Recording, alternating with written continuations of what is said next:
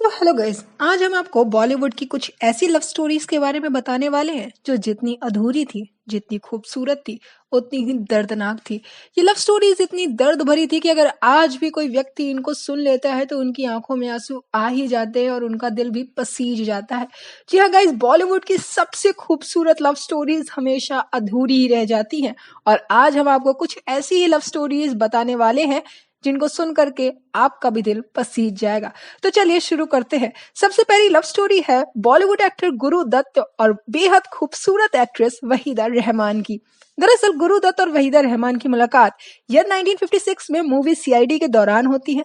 दोनों जब एक दूसरे से फिल्म के सेट पर मिलते हैं तो दोनों एक दूसरे से काफी ज्यादा इम्प्रेस हो जाते हैं। लव एट फर्स्ट साइट होता है और वहीदा रहमान जितनी ज्यादा टैलेंटेड थी, जितनी ज्यादा सादगी उन पर भरी हुई थी, ये देख करके कोई भी आदमी उनसे इम्प्रेस हो ही जाएगा। तो गुरु दत्त क्या थे, गुरु दत्त भी उनकी एक्टिंग के कारण, उनकी टैलेंट के आगे झुक ही जाते हैं और उनकी खूबसूरती उन्हें अपना गुलाम बना ही देती है।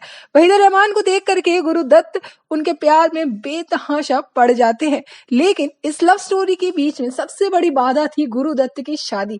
जी हाँ गाइस, गुरु दत्त उस टाइम पर ऑलरेडी शादीशुदा थे गीता दत्त जी के साथ और खबरें तो ये आती रहती थी कि उनका ये रिश्ता काफी ज्यादा टॉक्सिक है। दरअसल उनके रिश्ते से झगड़े, तनाव की खबरें आती ही रहती थी। उनके रिश्ते में असहमति बहुत ज्यादा थी। गुरु दत्त अपनी मैरिड लाइफ में बिल्कुल भी खुश नहीं थे। वो हमेशा डिप्रेस्ड रहते थे, वो हमेशा दुखी रहते।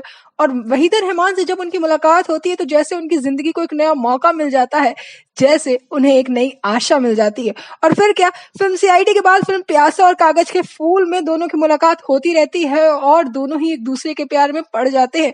वहीदा रहमान को भी गुरु दत्त बेहद पसंद थे, लेकिन वहीदा रहमान के उसूल, उनकी डिग्निटी किसी भी चीज से ऊपर नहीं थी। उनकी डिग्निटी और अपनी सम्मान को बचाने के लिए वहीदा रहमान ने अपने प्यार को छोड़ दिया, क्योंकि वहीदा रहमान किसी का घर नहीं तोड़ना चाहती थी, वो किसी की शादी के टूटने का वजह नहीं बनना चाहती थी और इसीलिए वहीदा रहमान ने गुरु दत्त से दूरियां बनानी शुरू कर दी थी। लेकिन मैं आपको बता दूं कि गुरु दत्त शायद इस सदमे से नहीं उभर पाए और इसीलिए वो शराब के लती बन गए थे। और देखिए ना, इसीलिए ईयर 1964 में शराब की लत की वजह से, डिप्रेशन की वजह से गुरु दत्त की मौत हो। वेल गाइस, इस लव स्टोरी के अलावा एक और लव स्टोरी है जिसका अंत बेहद दुखदाई था और जो इससे भी ज्यादा दर्द भरी थी। जी हाँ गाइस, हम बात कर रहे हैं बॉलीवुड एक्ट्रेस मधुबाला और दिलीप कुमार जी की। मधुबाला की खूबसूरती के तो क्या ही कहने थे, इंडिया से लेकर के यूएसए तक हर कोई उनकी खूबसूरती का कायल। मधुबाला की खूबसूरती के लिए तो यूएस प्रोड्यूसर्स भी लाइन लगाया करते थे और अटैची भर के पैसे लाते थे कि मधुबाला उनकी फिल्मों में काम के लिए हाथ बोले। वेल गाइस, फिल्म ईयर 1951 में फिल्म तराना के सेट पर दोनों की मुलाकात होती है और यहीं से दोनों एक दूसरे के प्यार में भी पड़ जाते हैं। लेकिन मधुबाला के पिताजी अताउल्लाह खान इस लव स्टोरी के विलन बनते हैं, क्योंकि उन्हें इन दोनों का ये प्यार, उन्हें इन दोनों का ये साथ जरा भी मंजूर नहीं था। और फिर क्या, अपने पिता की इच्छा के लिए मधुबाला दिलीप कुमार जी का साथ छोड़ देती। इनफैक्ट बात तो यहाँ तक थी कि दिलीप कुमार एक बार मधुबाला के पास पहुंचे थे और उन्होंने कहा था कि अगर तुम्हें मेरे साथ रहना, मुझसे शादी करनी है तो चलो इसी वक्त मेरे साथ चलो, वरना मैं तुम्हें दोबारा कभी मुड़ करके भी नहीं देखूंगा। लेकिन मधुबाला ने अपने पिता के लिए दिलीप कुमार को नहीं चुना। इसके बाद दिलीप कुमार जी उनका साथ छोड़ देते। फिल्म नया दौर के दौरान काफी सारी कानूनी लड़ाइयां भी होती हैं। दिलीप कुमार ने अपनी आत्मकथा में भी लिखा था कि मधुबाला को भुलाना उनकी जिंदगी का सबसे कठिन काम था।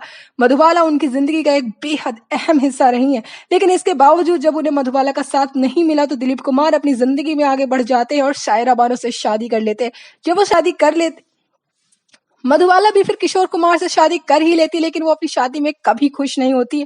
उनका दिल हमेशा दिलीप कुमार के लिए ही धड़का, यहाँ तक कि उन्हें एक गंभीर बीमारी भी हो जाती है, वेंट्रिकुलर सेप्टल डिफेक्ट, और इसीलिए ईयर 1969 में उनकी डेथ भी हो जाती है। लेकिन मौत के अंतिम दिनों तक उनकी आंखें दिलीप कुमार के लिए तरसती ही रही थी। वेल गाइस, मधुबाला और दिलीप कुमार की लव स्टोरी बॉलीवुड की सबसे दर्द भरी लव स्टोरी है और इसे सुन करके हर किसी का दिल पसीज जाता है। वेल गाइस, मधुबाला और दिलीप कुमार के अलावा एक और लव स्टोरी है जो सबसे ज्यादा दर्द भरी, और वो है देवानंद और सुरैया जी की।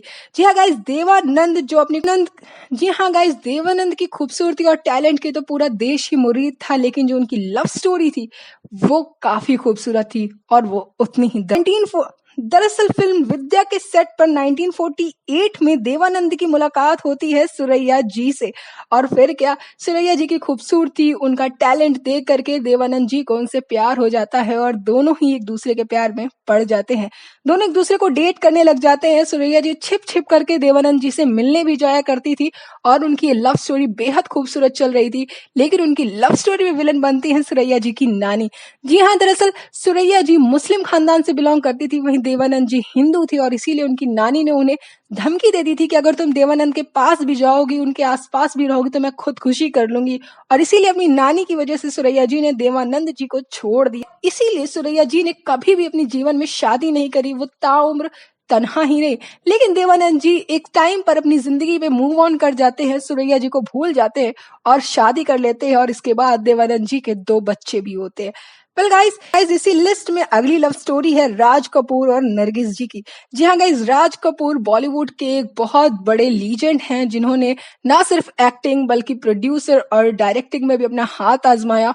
और राज कपूर का योगदान बॉलीवुड में हमेशा याद रखा जाएगा।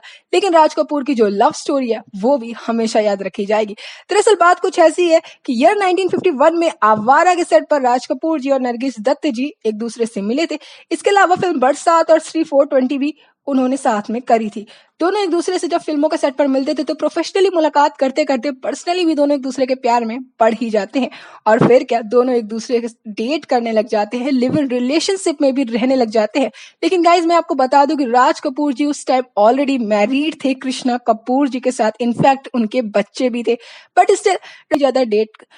बट स्टिल राज कपूर ठहरे और वो नरगिस दत्त को डेट करने लग जाते हैं और उनके प्यार में काफी ज्यादा डूब जाते हैं। लेकिन नरगिस दत्त जब उन्हें काफी समय तक डेट कर लेती है, उनके साथ रिश्ते में रहती है, लेकिन इसके बावजूद वो एक दूसरी औरत बन करके रह जाती है, वो एक मिस्ट्रेस बन करके रह जाती है, जबकि नरगिस ये नहीं चाहती थी। नरगिस एक लॉफुली वेडेड वाइफ बनना चाहती थी और इसीलिए उन्हें जब इस रिश्ते का कोई फ्यूचर नहीं दिखा तो उन्होंने राज कपूर को छोड़ने का डिसीजन ले लिया और ईयर 1958 में उन्होंने सुनील दत्त के साथ शादी कर ली थी। ऐसा कहा जाता है कि जब नरगिस दत्त ने राज कपूर को छोड़ा था तो नरगिस की याद में राज कपूर खुद को सिगरेट से जला लिया करते थे। वो शराब के नशे में डूबे रहते थे, वो पूरा टाइम डिप्रेस्ड रहते थे। सो गाइज इसी लिस्ट में अगली लव स्टोरी है मीना कुमारी और धर्मेंद्र जी की। जी हाँ गाइज, ये लव स्टोरी बॉलीवुड की सबसे ट्रेजिक लव स्टोरी है। इस लव स्टोरी का जो एंड था वो उतना ही दुखदाई था। इस लव स्टोरी को कभी कोई नाम नहीं मिला, इसे तो किसी ने कभी रिलेशनशिप भी नहीं समझा, सिर्फ एक्स्ट्रा मैरिटल अफेयर ही समझा। But guys let me tell you, ये लव स्टोरी बेहद खूबसूरत है। दरअसल ये बात उस समय की है जब मीना कुमारी ऑलरेडी कमाल अमरोही जी के साथ शादीशुदा थी। कमाल अमरोही जी के साथ उनकी शादी कुछ खास अच्छी चल नहीं रही थी। उनके रिश्ते में लड़ाई झगड़ा, तनाव, अवसाद, जेलिसी सब कुछ था। दरअसल कमाल अमरोही अपनी ही बीवी की सक्सेस से जलते थे, अपनी ही बीवी की खूबसूरती से जलते थे और इसीलिए मीना कुमारी हमेशा डिप्रेस्ड रहती थी और शराब पी और वो इसी शराब की लत में उनकी मुलाकात होती है धर्मेंद्र जी के साथ एक फिल्म के सेट पर। तो फिर क्या, दोनों एक दूसरे से मुलाकात करने लग जाते हैं। दरअसल ऐसा भी कहा जाता है कि धर्मेंद्र जी को एक्टिंग सिखाने में, उन्हें फिल्मों में काम दिलवाने में, यहाँ तक कि उनके करियर को एक नई बुलंदी देने में मीना कुमारी का एक बहुत बड़ा हाथ था। शायद अगर मीना कुमारी उनके साथ ना होती तो धर्मेंद्र जी उन ऊंचाइयों तक ना पहुंच पाते जिन ऊंचाइयों पर वो पहुंच सके। लेकिन बात कुछ ऐसी थी कि धर्मेंद्र जी भी उस समय शादीशुदा थे और वो अपनी फैमिली में वेल सेटल्ड थे। लेकिन इसके बाप को छोड़ इनफैक्ट धर्मेंद्र का साथ मीना कुमारी जी के लिए इतना अच्छा था कि एक समय पर उन्होंने शराब छूना भी बंद कर दिया था। दोनों एक दूसरे पर डिपेंडेंट हो गए थे। लेकिन फिर इस लव स्टोरी में विलन बनते हैं मीना कुमारी जी के हस्बैंड और इसलिए दोनों एक दूसरे से जुदा हो जाते हैं। और फिर क्या, ऐसा कहा जाता है कुमारी और ज्यादा डिप्रेस्ड हो जाती है और शराब की लती बन जाती है और इसी तरीके से ईयर 1972 में उनकी डेथ हो जाती है और धर्मेंद्र जी उनकी डेथ में काफी रोए थे। और इसी तरीके से बॉलीवुड की सबसे खूबसूरत लव स्टोरी एंड हो जाती है। वेल गाइस, स्टोरी है बॉलीवुड सुपरस्टार सलमान खान और ऐश्वर्या राय की। जी हाँ गाइस, हमें से कई वेल गाइस, इस लिस्ट में आखिरी लव स्टोरी है बॉलीवुड सुपरस्टार सलमान खान और ऐश्वर्या राय की। ईयर 1999 में फिल्म हम दिल दे चुके सनम में दोनों की मुलाकात होती है और दोनों एक दूसरे को डेट करने लग जाते हैं। यहाँ तक कि कई सारे इंटरव्यूज में ऐश्वर्या राय ने सलमान खान के बारे में कहा था कि वो उन्हें काफी पसंद करती हैं, वो बॉलीवुड के सबसे हैंडसम एक्टर्स में से एक है। वेल गाइस, मैं आपको बता दूं, आप में से बहुत सारे लोगों को लगता होगा कि इस लव स्टोरी का इनिशिएशन सलमान खान की तरफ से हुआ था, बट गाइस ऐसा कुछ भी नहीं था। ऐश्वर्या राय ने इसका इनिशिएशन किया था। उन्होंने सलमान खान को पहले प्रपोज किया था। फिल्म हम दिल दे चुके सनम में दोनों एक दूसरे के करीब आए थे और दोनों ने किया था, लेकिन फिर अचानक ईयर 2002 में ऐश्वर्या राय एक प्रेस कॉन्फ्रेंस में आती हैं, इंटरव्यू देती हैं और वो कहती हैं कि मैंने सलमान खान से ऑफिशियली ब्रेकअप कर लिया है। दरअसल इस ब्रेकअप के कारण उन्होंने बताया था कि सलमान खान गुस्से में उन पर हाथ उठाते हैं, चीजें फेंकते हैं, वो काफी एरोगेंट है और वो काफी अग्रेसिव हो जाते हैं। उनका ये ऑब्सेसिवनेस मुझे पसंद नहीं आ रहा है और इसीलिए अब मैं उनसे राहें जुदा करना चाहती हूँ। सलमान खान से जब भी इस बारे में पूछा गया तो उन्होंने इंटरव्यूज में हमेशा बताया कि अगर मैं किसी पर हाथ उठाऊंगा तो वो बोलने लायक ही नहीं बचेगा। वेल गाइस, लव स्टोरी का एंड का कारण तो हम सभी को पता है, लेकिन हम सभी जानते हैं कि महज 2 साल चला ये रिश्ता आज भी फैंस को काफी याद आता है और आज भी फैंस इसके बहुत बड़े दीवाने हैं। So guys, please do tell me कि आपको इन सारी लव स्टोरीज में से कौन सी लव स्टोरी सबसे ज्यादा खूबसूरत लगी और किस लव स्टोरी ने आपका दिल चुरा लिया। आप अपने थॉट्स कमेंट सेक्शन में हमें जरूर बताइएगा।